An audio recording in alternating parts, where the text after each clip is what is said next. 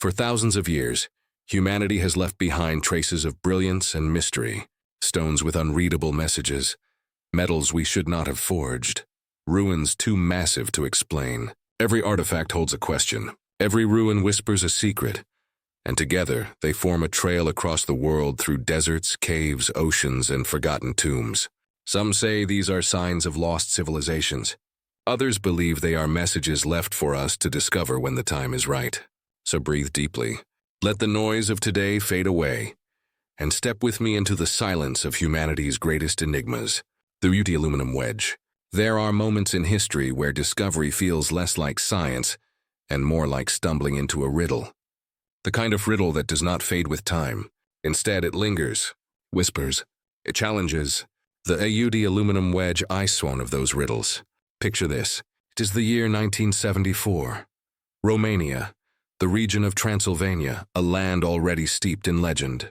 Dark forests, stone castles, villages that seem unchanged for centuries, and beneath the soil, secrets that no one expected. Construction workers are digging near the Maurice River, a routine job, unearthing layers of earth as they work on a trench. But what they find is not routine at all. They uncover bones, massive bones, the remains, it seems, of an ancient mastodon, an Ice Age giant locked in the soil for thousands upon thousands of years. But near those bones, something stranger waits. A wedge-shaped object, heavy, metallic, covered in a thick crust of oxidation, as if it had been buried for ages. When brushed clean, it does not look like bone or stone or fossil.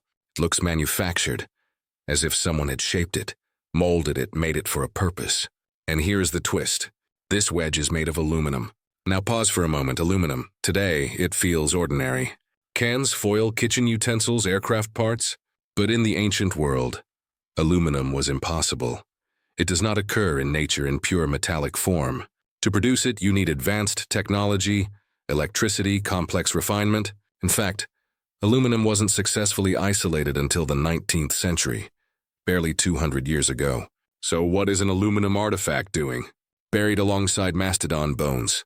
Bones that could be 11,000 years old or older. This is the heart of the mystery. Some believe the wedge is proof of an ancient advanced civilization, a culture with technology we cannot even imagine. Others whisper of extraterrestrials, visitors from beyond Earth, leaving behind tools in places where they should not exist. But skeptics push back. They argue it is modern, a piece of machinery discarded, buried by accident, not ancient, not mysterious, just misunderstood. So which is it? Artifact or accident? Lost civilization or misplaced tool? Let's go deeper.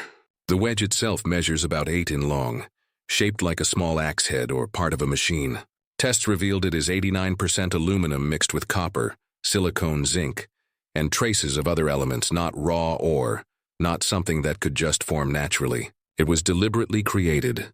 Some analyses suggest the oxide coating that covered it was thick enough to take hundreds, if not thousands of years, to form, meaning this object had been underground for longer than industrial aluminum has even existed.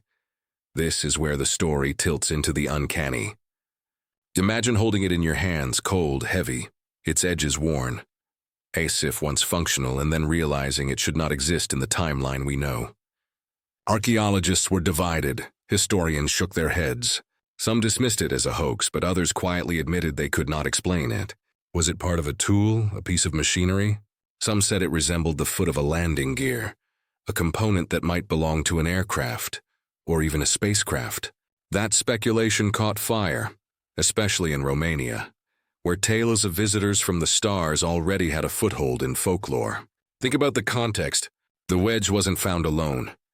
It was discovered with ancient bones, the remains of creatures long extinct. That detail is critical. If the wedge had been unearthed in isolation, skeptics could claim it was simply a lost piece of farming equipment, but buried alongside mastodons. That complicates the story. If authentic, it means two possibilities. Either humans with advanced technology existed tens of thousands of years ago, or something non-human placed it there. And that is why the autumn wedge keeps resurfacing in discussions of forbidden archaeology. It stands as one of those out-of-place artifacts, objects that do not belong where they are found, artifacts that strain the neat timelines of history. But here is where things grow even more tangled. The wedge disappeared for a time. After its discovery, it was sent to the Transian Museum of History. It sat in storage, rarely displayed, often forgotten. For decades, access was limited. Photographs were few, reports inconsistent, almost as if its existence was quietly brushed aside. And that silence fuels suspicion. Why hide it? Why not put it on display? Unless it challenged the accepted story too much. History, after all, is fragile. An artifact out of place can topple long-held assumptions. Now let's ask, could it really be ancient? To believe that, we have to imagine a forgotten chapter of history. A civilization that mastered metallurgy long before ours. One that crafted tools, machines, perhaps even flight, and yet vanished, swallowed by time, leaving behind only scattered traces. It sounds like myth, like Atlantis, like the great lost empires whispered about in legends. But archaeology is not immune to surprises. Again and again, discoveries force us to rewrite the story of the past. Go see the Antikythera mechanism of parts out of place. Artifacts, each one a thorn in the tidy fabric of history, and the Yuda wedge fits right in with them. Of course, the skeptical voices remain. Strong, some engineers have claimed the wedge. Looks like a part of excavator machinery specifically from the 20th century, a replacement tooth from a digging bucket perhaps dropped forgotten and later buried deep in soil. But if that is the case, how did it end up beneath so many layers among ancient bones? That explanation feels too convenient, too neat, as if designed to smooth away the questions rather than confront them. So we are left with two visions. In one, the wedge is ordinary, industrial, unremarkable. But in the other, it is extraordinary evidence of something lost, something that does not fit into the framework of human history. Which vision do you lean toward? As you think about it, imagine standing in Transylvania at dusk. The river quiet, the forests pressing close, the mountains casting long shadows. Beneath the soil, mysteries rest.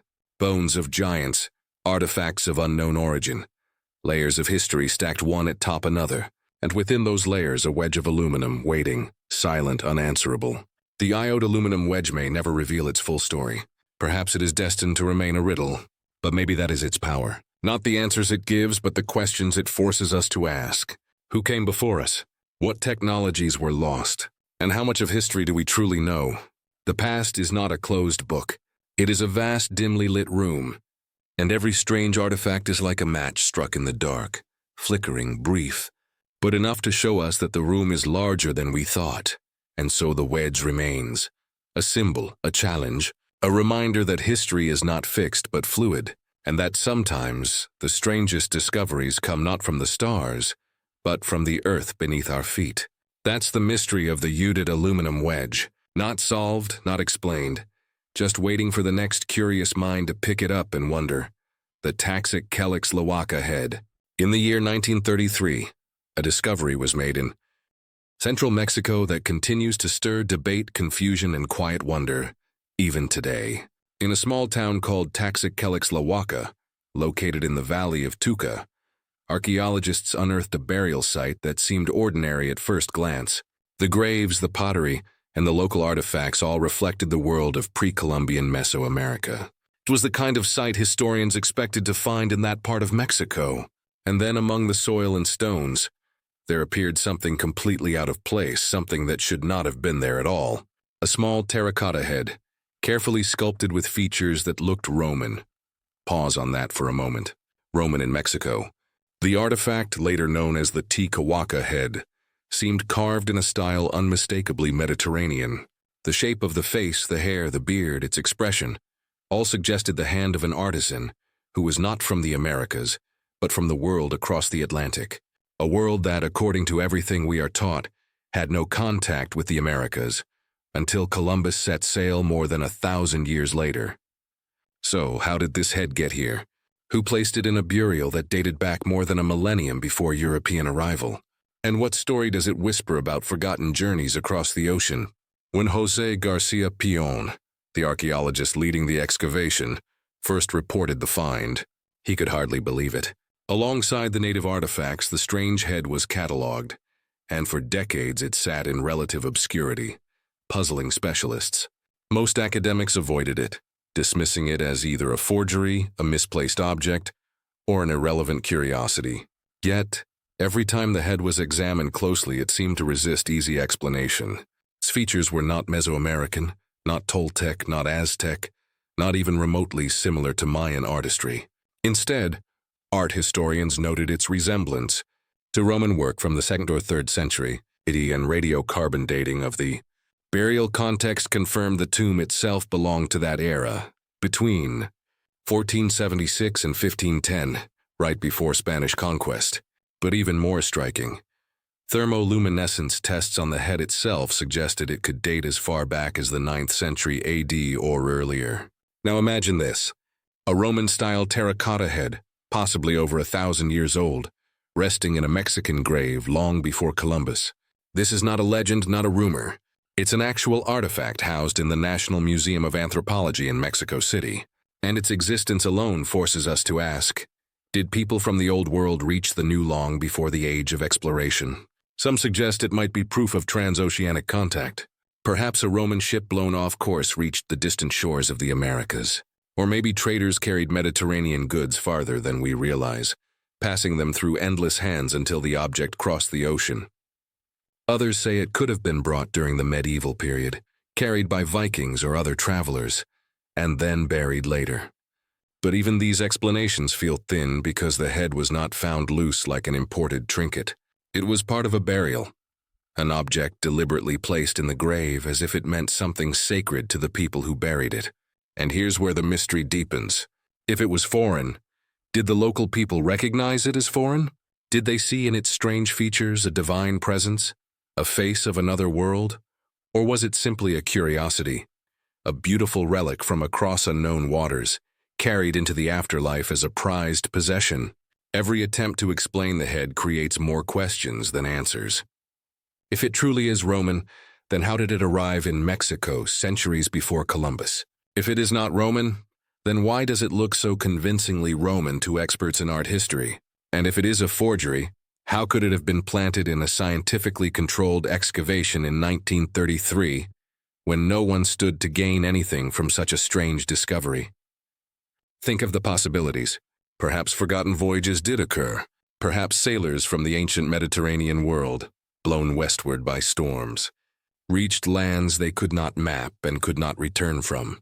Perhaps their stories were lost, their records buried, but small traces like this terracotta head remain. Some even connect the tactic calyx lawak ahead to the larger puzzle of pre-Columbian contact theories. The idea that civilizations across the oceans may have brushed against one another long before history acknowledges it. Norse voyages to Finland are already accepted. Why not earlier attempts by Phoenicians, Carthaginians, or even Romans? Why couldn't a ship lost on the vast Atlantic find itself on the shores of the Americas, leaving behind fragments of its world? But skeptics push back. They argue that extraordinary claims require extraordinary evidence. A single artifact, they say, is not enough. Maybe the head was a modern intrusion, somehow misplaced into the burial. Maybe it fell into the excavation through accident, or perhaps it was mixed with the soil in earlier centuries. They ask for more artifacts, more proof, yet none have surfaced. Only this one head sitting quietly in its museum case, refusing to answer. It is easy to see why some archaeologists prefer to ignore it. To accept it fully would be to rewrite enormous parts of history. It would force us to admit that ancient people crossed oceans in ways we cannot fully trace. It would open the possibility that the world was more connected, more interwoven than we ever imagined. And that kind of admission changes everything. So the Tisic Calyx Lawaka head rests in uneasy silence, a Roman face in the heart of Mexico, a riddle locked in terracotta. Neither proven nor disproven, both ordinary and impossible. Picture it in your mind, a small head about the size of your palm, its eyes staring forward, its features carved with delicate care. It looks like something you might expect in a European archaeological display, perhaps dug from an Italian villa. And yet here it is, buried beneath Mexican soil, centuries away from where it should belong. The mystery has not faded. Scholars still write about it, writers still wonder about it, and those who see it for the first time always ask the same question: how? How did this little head travel across oceans and centuries to find its resting place in a grave far from home? And more importantly, what other stories lie hidden? waiting to be uncovered that may force us to rethink everything we know about the ancient world. Perhaps this is only the beginning. Perhaps the head is just one clue, pointing to a much larger, forgotten chapter of human history. Chapter where oceans were not barriers but bridges, where people ventured farther than we ever dared to believe. The Taxic head does not give us answers, but it reminds us that history is not fixed. It is alive, full of surprises, always capable of overturning what we thought we knew. And in that silence, in that uncertainty, lies the power of the mystery, the Baghdad skeletons. In the dusty heart of Iraq, not far from the banks of the Tigris, archaeologists uncovered something that should not have been there. Not tools, not pottery, but skeletons, bones so old yet so strange that they whispered of something deeply unsettling about our ancient past. These were not ordinary burials, not neat graves with offerings, not royal tombs sealed with care. No, these were scattered remains, skeletons discovered in Baghdad soil, hidden beneath layers of history. And when they came to light, they raised more questions than answers. At first glance, the discovery seemed simple. Human skeletons. But the closer researchers looked, the stranger it became. Some of these skeletons appeared far too ancient to belong to the known history of Mesopotamia, the cradle of civilization. Some even carried features that didn't quite match with the people believed to have lived there thousands of years ago. Imagine digging in the ruins of a land once ruled by Samrians, Babylonians, and Assyrians, and suddenly finding skeletons that look like they belong to another age, another place, or maybe another species. The bones were unusually large. In some reports, elongated skulls were mentioned, features that did not quite align with the populations known to have lived in Mesopotamia. And then there was the placement. Some skeletons were buried in ways that suggested rituals or perhaps something darker. Archaeologists tried to classify them, but the deeper they studied, the more puzzling the evidence became. Were these skeletons part of an unknown culture, migrants from a distant land, or traces of something far stranger? Beings who lived in Mesopotamia long before recorded history even began. Think of Baghdad's significance. This is the very land where writing was born, the place where kings inscribed laws into stone, the land of ziggurats, of the Code of Hammurabi, of Gilgamesh himself. Skeletons that did not belong to these civilizations were found here. It meant one thing. Before the great cities, before the birth of history, something else was already there. Some researchers proposed that the skeletons belonged to a lost Mesopotamian tribe, erased from records. Others whispered of survivors from a forgotten catastrophe, people who lived underground or outside the reach of known history.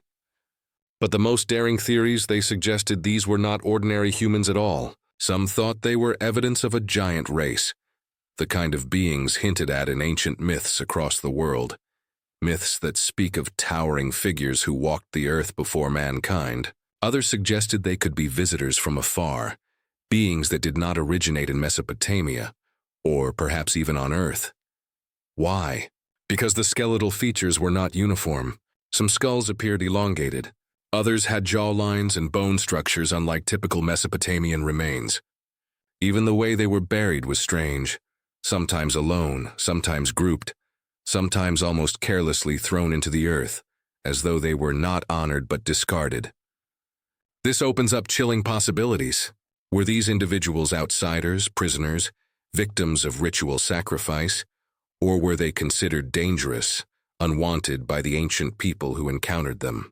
The Baghdad skeletons sit in the same land where myths of ancient gods and demigods were first written. The Epic of Gilgamesh speaks of encounters with beings not entirely human.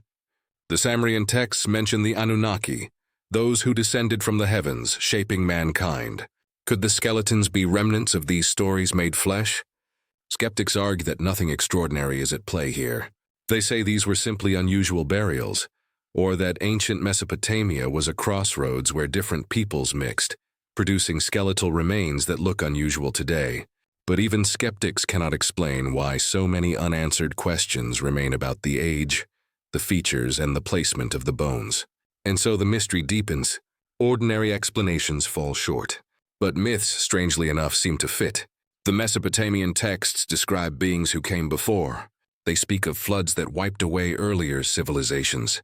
They hint that not all humans today are the first humans to have lived in this land. Could these skeletons be the proof? Some believe so. They point to the layers of soil, suggesting the skeletons were older than expected, older than the rise of Sumer, older even than the first known villages in Mesopotamia. If true, then Baghdad is more than just the ruins of known history. It hides the remains of a forgotten humanity. Picture it for a moment. Thousands of years ago, long before cities and kings, a different people lived here. Their bodies larger, their skulls longer, their customs unfamiliar. They thrived and then they vanished, buried beneath the earth. And when the next civilization rose, their memory was erased. Only bones remained. But who were they? A lost tribe? A parallel humanity or something not human at all? The Baghdad skeletons sit quietly in the archives, rarely spoken of, often dismissed yet never explained. Their mystery lingers because their very presence suggests we do not know our own story, as well as we think. The cradle of civilization may not have been the beginning, but merely another chapter in a much older, much stranger human journey. When you think of Baghdad, you might think of history, of war, of empires long gone. But beneath all of that, beneath every stone and every ruined wall, are bones that do not fit. Bones that tell us something else was here before us, something forgotten, something erased. And that is the haunting truth of the Baghdad skeletons.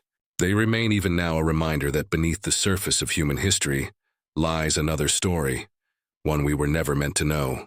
The Cascahal block script? There is a stone slab unlike any other ever found in the Americas. At first glance, it might look ordinary, just a flat block with markings scratched into its surface. But when archaeologists uncovered it near a small village in Veracruz, Mexico, it forced scholars to rethink everything they thought they knew about the beginnings of writing in the New World.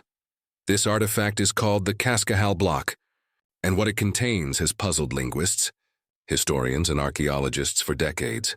The block itself is small, not grand or towering like Anchhead. It measures only about 36 centimeters long and 21 centimeters wide, weighing just under 12 kilos. Yet the power of what is carved onto its surface is immense. Scratched into the stone are 62 symbols. Some look like plants. Some look like insects. Others resemble tools, corn, or abstract shapes. And the arrangement of these symbols suggests something far more than decoration. They appear to form a sequence, a deliberate pattern, possibly the earliest form of writing in the Americas. Themes who flourished from about 1500 to 400 BCE are often referred to as the mother culture of Mesoamerica. They were the precursors to the Maya, the Aztec, and many other civilizations. Their colossal stone heads are famous worldwide. But what the Cascahal block represents is different. It suggests that themes may have had a written language centuries before the Maya developed their hieroglyphics. If true, this would make the X not just a foundational culture, but the very inventors of writing in the Americas. And yet the mystery is deep because we cannot read it. Despite decades of study, the symbols on the block have resisted all attempts at decipherment. Scholars cannot agree on whether the script is phonetic, logographic, or symbolic. Some believe it could be an early attempt at writing where ideas were recorded instead of spoken language. Others argue it is a complete writing system, one that has simply been lost because so few examples survived. The frustrating truth is that the Cascahal block is unique. No other artifact has been found with the same symbols in the same sequence. Without more examples, it is nearly impossible to unlock its meaning. That is what makes the block so haunting, gives us a glimpse into a language, a system of communication that may have vanished forever. Imagine an entire civilization with its own way of recording history, its own methods of capturing stories, rituals, and laws. And now all of it may be reduced to a single slab of stone, a fragment of memory carved into rock, a voice we can see but cannot hear. The context of its discovery adds even more layers of intrigue. The block was unearthed in 1999 by road builders working near the village of Lom Dacamachapa in the Mexican state of Veracruz. It wasn't found in a ceremonial center, a tomb, or a pyramid, but buried among construction debris. This raised immediate questions. How did it get there? Was it discarded? Was it buried intentionally? Could it have been part of a larger archive that has long since been destroyed? Scholars immediately began to debate its authenticity. Could it be a modern forgery? The symbols were unlike anything seen before in known Olmec art, but tests on the stone, the weathering of the carvings, and the archaeological context all suggested authenticity. Eventually, most experts accepted that the Cascahal block was genuine. But authenticity only deepened the puzzle. Because theme were never thought to have developed writing until the block appeared, scholars believe that true writing in the Americas began with the Zapech, or Maya, centuries later. The block forces us to ask whether the meme were far more advanced than we thought, or whether other pieces of their written tradition simply remain undiscovered. Think of what this means. If the Olmec had writing, then their culture was recording laws, trade, religion, and history long before the Maya. It suggests a sophistication that goes beyond monumental heads and ceremonial centers. It implies that the Olmec were not only artists and builders, but philosophers and chroniclers. They were capable of abstract thought, of encoding language into symbols. They were, in short, more like us than we imagined. But here is the unsettling part. What if this block is all that is left? What if entire libraries of Mech writing once existed, written on perishable materials like bark, paper, or cloth, and they simply rotted away in the humid jungles of Veracruz? The stone could be the last survivor of an entire lost archive, a single page torn from a vanished book. That thought lingers. How much knowledge can vanish without a trace? Scholars who have studied the block have noticed patterns. Some symbols repeat in ways that resemble grammar. Some appear in pairs, others at the beginning or end of sequences. This suggests structure. But is it a record of rituals, a calendar, a list of rulers, or something entirely different? Without a bilingual key like the Rosetta Stone was for Egyptian hieroglyphs, we may never know. And no such key has ever been found for the Om script. Another possibility adds to the intrigue. What if the block is not Mech at all, but from a different, unknown culture that lived alongside them? Could there have been another civilization, one that coexisted with the Mechs but left almost no trace? The Cascahal block may not just be a mystery of language. It may be evidence of a hidden people, one erased from history, except for a single carved stone. And still, the block resists answers.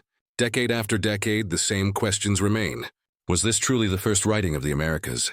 Was it a full writing system or merely a protocrypt? Was it memeture or was it something else entirely? Each interpretation opens more doors than it closes. Even the symbols themselves stir debate. Some resemble maize, which was central to Mesoamerican life. Others resemble insects or tools. Are these literal images or do they stand for sounds like an alphabet? One symbol looks like a throne. Could this mean kingship or authority or ritual? Another looks like a fish. Was this about food, trade, or religion?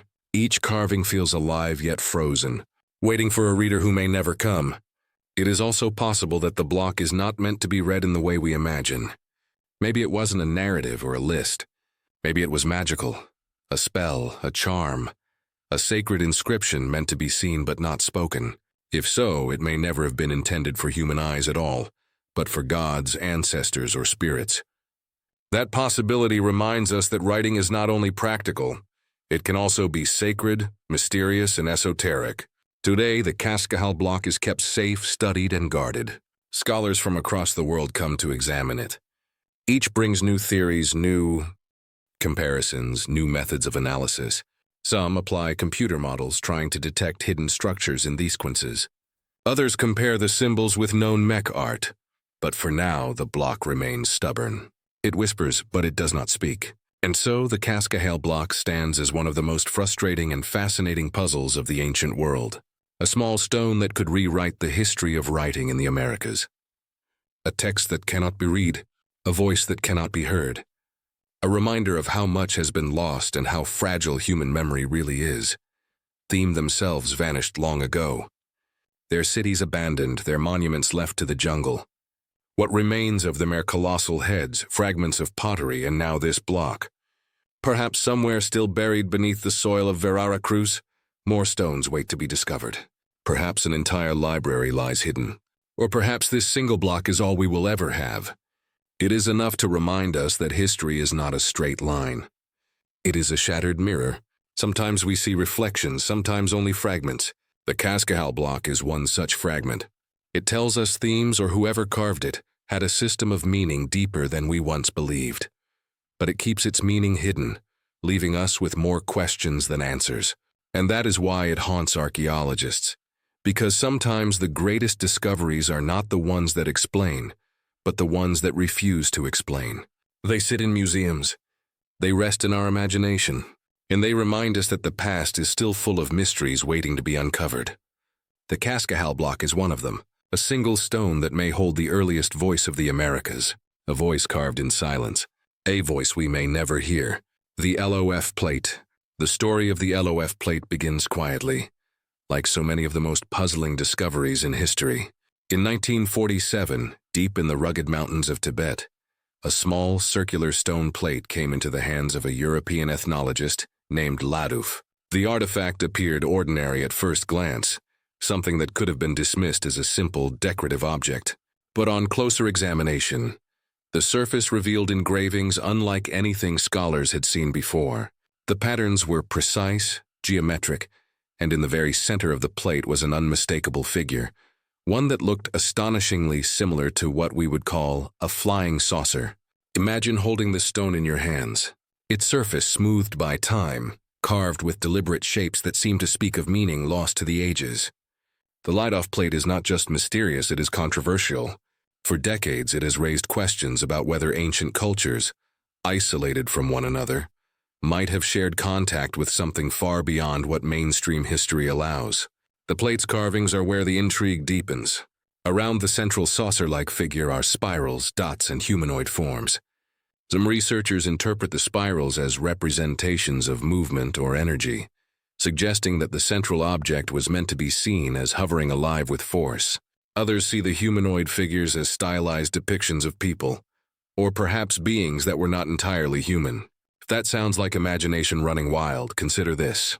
Throughout the ancient world, across cultures that supposedly had no contact, we find artwork and stories of sky beings, luminous craft, and gods descending from the heavens.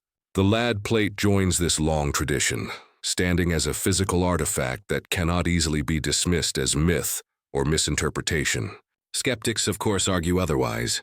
They claim the plate could have been created much more recently, perhaps even in the modern era, as a hoax or a symbolic piece of art that people later misinterpreted. They point out the lack of definitive archaeological context. The plate was not discovered in a sealed tomb or a clear stratigraphic layer, but instead surfaced in the hands of a collector. And in archaeology, context is everything. Without it, dating becomes uncertain, and authenticity can always be questioned. But there's a counterpoint to consider. Not every artifact comes neatly packaged in context. Many of history's most fascinating objects were found by chance in caves, in fields, passed down through families before scholars recognized their value.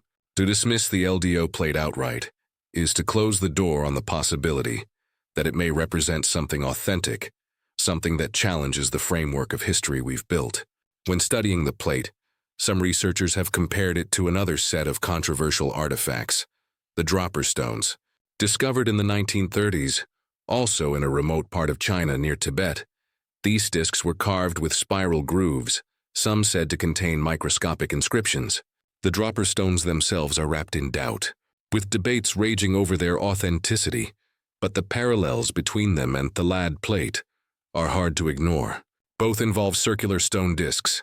Both feature spirals and both are connected to regions rich in legend about sky visitors and advanced beings. Could it be coincidence? Or are we looking at fragments of a larger story scattered across time and geography? What makes the Lad plate even more enigmatic is that it is not isolated in Tibetan lore.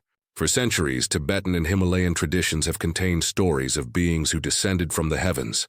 These stories are woven into their myths, their art, and their religious symbolism. In Buddhist teachings, the concept of beings traveling across worlds is not unusual. And in Tibetan folklore, tales of luminous discs or wheels in the sky are recorded with reverence. The plate then might not be an outlier, but a physical representation of stories deeply ingrained in the culture. Now imagine this. It is the late Stone Age, or perhaps even later in some remote village in Tibet. The night sky above the mountains is filled with stars unpolluted by modern lights. The people of the land look up night after night at the movements of the heavens, and then one night something different happens. A luminous disk, glowing and silent, descends across the ridges of the peaks. For them, it would not be a technological event. It would be a divine one. Such an encounter could live on in myth, in legend, or perhaps in carving. The LOF plate carved by human hands could be the memory of that moment etched into stone. But how old is it really? That's a question we still cannot answer with certainty. Without carbon dating or context, we rely on stylistic comparisons, and those are open to interpretation. Some scholars say the engravings resemble Neolithic art. Others argue they could be much later, perhaps even as recent as a few hundred years ago. The range is wide, and that very uncertainty is part of what fuels the mystery. The debate does not end there. The presence of the saucer-like figure is what drives much of the controversy. In the mid-10th century, when UFO phenomena became widely reported, people naturally began projecting those modern images onto older objects. Was the LDO plate a genuine ancient artifact depicting a flying saucer? Or was it simply an abstract design that we, in hindsight, interpret with our own cultural biases? This is the danger and the fascination of studying the past. Our minds want to connect the dots. We want meaning. And in seeking it, we sometimes see patterns that may not have been intended. Yet other times, patterns we dismiss as coincidence turn out to be real connections that reveal entire lost chapters of history. What if the LDO plate truly is a window into a forgotten encounter? If so, then its implications ripple across our understanding of human history. It would suggest that ancient cultures, even in remote regions, were witnesses to phenomena we still struggle to explain today. It would suggest that the legends of sky beings were not just imagination, but memory. Consider also the craftsmanship of the plate. Stone carving requires effort, patience, and purpose. People did not carve stone discs with complex symbols for no reason. Every line, every spiral, every figure carried significance to those who made it. If the central figure was meant to depict a flying disc, then it must have been important enough to remember, to preserve in stone. As you think about the light-off plate, you may begin to notice how many such anomalies exist across the world. Each one small, isolated, but together forming a tapestry of mystery. The Nazca lines in Peru, which can only be appreciated from above. The ancient Sumerian carvings that depict star maps. The Dune tribe of Africa, with knowledge of stars invisible to the naked eye. Again and again, fragments appear that suggest our ancestors had contact, knowledge, or experiences beyond what our textbooks tell us. Is the light-off plate one more piece of this hidden puzzle? Perhaps we will never know for certain. What we can say is that it continues to spark wonder, debate, and curiosity. For decades, it has been quietly discussed in alternative history circles. A reminder that sometimes the smallest objects can raise the biggest questions. As you picture it now, a small circular plate carved with spirals, humanoids, and what appears to be a saucer, you can let your mind drift into the possibilities. Was it a memory of a real encounter? Was it art meant to symbolize something spiritual? Or was it, as skeptics say, a modern creation that fooled collectors? The answers remain hidden, but in the end, the light-off plate serves its greatest purpose, not by providing answers, but by keeping alive the questions. It reminds us that human history is not a closed book. It is a story with missing chapters, with pages torn out, and with mysteries waiting to be rediscovered. And sometimes a single carved stone can make us wonder about everything we thought we knew. The Kilai pottery script. Beneath the quiet soil of Tamil Nadu in the village of Kiladai, an ancient voice waited for centuries to be heard. What began as an ordinary excavation soon revealed fragments that would shake the timelines of history. These were not simple shards of clay. These were scripts etched into pottery, markings that whispered of literacy, trade, and cultural brilliance long before historians believed it had ever existed in this region. The Kiladai site first gained attention in 2015, when archaeologists unearthed layers of settlement buried along the banks of the Vigai River. What they found was extraordinary. An urban center thriving nearly 2,500 years ago with brick structures, wells, drainage systems, ornaments, and most curiously, pottery with writing. The marks carved onto these pieces were not random scratches. They carried patterns, symbols, and sequences that suggested a structured language. And here begins the rhythm of the mystery. Clay turns to script, script turns to story, and story turns to silence, a silence that echoes louder than words. For decades, the origin of writing in South India has been tied to the Brahmi script, thought to have emerged in the 3rd century BCE under the influence of Ashoka's inscriptions.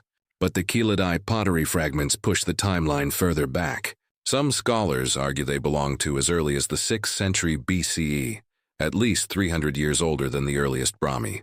If true, it suggests that the people of this region were literate before the Marian influence, challenging the accepted history of Indian scripts. Imagine this. In the dim glow of oil lamps, a potter carves lines into wet clay, not knowing his work will outlive him by millennia. The vessel is fired, used, broken, and buried. Centuries later, we stumble upon the fragments and struggle to read the lines. Was it a name, a prayer, an account of trade, or perhaps an entire philosophy condensed into symbols? The rhythm returns. Clay holds the word holds the thought holds the people, and the people vanish. Some researchers suggest these inscriptions were early Tamil Brahmi. Others say they predated entirely, forming a bridge between Indus Valley symbols and later scripts. If the second view holds true, Keladai might be a missing link connecting the ancient Harappans of the north to the Samara Tamil culture of the south. The excavation revealed more than writing. Beads made of semi-precious stones, spindle whores, ornaments of shell and ivory, and even traces of textile weaving were found. These discoveries indicate a thriving, sophisticated community, engaged in craft, trade, and possibly long-distance connections. But the pottery script remains the beating heart of the mystery. Every shard is like a syllable, every mark a letter, every silence between them a pause in the rhythm of history. Some symbols resemble those found in northern India, while others appear unique to the region. Was there a shared cultural exchange, or were these scripts born independently? The debate grows more complex because we cannot fully decipher them yet. Without translation, the meaning slips through our fingers like sand, and yet the rhythm does not end. Pottery broken, script unspoken, history awoken. The KE findings also suggest literacy was not limited to elites or rulers. The widespread nature of these artifacts hints at a society where common people might have engaged with writing. Inscriptions on household pottery suggest that literacy was not confined to stone monuments or royal decrees.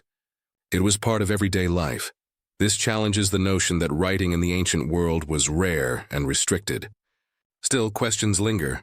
Who taught them? Did this script evolve locally, or was it influenced by traders from the Mediterranean or Middle East? Was it connected to the long-lost inns hidden even today? Or was it an entirely new invention of the Tamil people carrying the seeds of one of the world's longest continuous linguistic traditions? The rhythm grows deeper. Language buried, culture carried, secrets married. Even today, Tamil is recognized as one of the oldest living languages in the world, with a continuous history spanning over 2,000 years. Could the Kalad inscriptions be proof that its roots run even deeper into a forgotten past, where words carved on clay carried the voice of an ancient civilization? The soil of Kilad has not given up all its secrets. Excavations continue each season, adding a fragment to the puzzle. Yet the mystery remains unsolved. The marks on those potters refuse to reveal their complete story. They sit in museums and laboratories waiting for the day when someone will finally read them, not as symbols, but as words. Until then, we listen to the rhythm. Broken clay, unbroken voice, lost letters, found silence. Kilad speaks, but only in whispers. And those whispers invite us to imagine an India far older, far more literate, and far more advanced than we have ever been taught. The mystery of Kimaya airplanes. In the lush lands of Colombia, long before Europeans set foot in the Americas, the Quimbaya civilization thrived. Known for their extraordinary craftsmanship in gold, they left behind a legacy of artifacts that still puzzle archaeologists and engineers alike. Among their most astonishing creations is a group of small golden objects no larger than a few inches that bear a striking resemblance to modern airplanes. These pieces, often referred to as the Kimaya airplanes, are some of the most hotly debated artifacts in the field of ancient mysteries. The story begins with the discovery of several tombs belonging to the Quimbaya culture, which flourished around 300 to 1000 CE. When archaeologists excavated these burial sites, they found an array of golden treasures, jewelry, ceremonial objects, and figurines. but among them were about a dozen small gold models that seemed unlike anything else. Their shapes did not resemble birds, insects, or fish in the traditional artistic style of the Kimaya. Instead, their forms looked aerodynamic, complete with wings, stabilizers, and tails that bore an uncanny resemblance to modern aircraft. To a casual observer, these pieces could be mistaken for stylized birds, but to engineers and pilots who later examined them, the resemblance to airplanes was undeniable. Some of the artifacts even appeared to have vertical stabilizers at the rear, something no bird has, but every airplane does. The mystery deepened in the 20th century, when aeronautical engineers began testing the design of the Kimaya models. Scaled-up replicas were built with modern materials and tested in wind tunnels. To the astonishment of researchers, the models exhibited stable flight,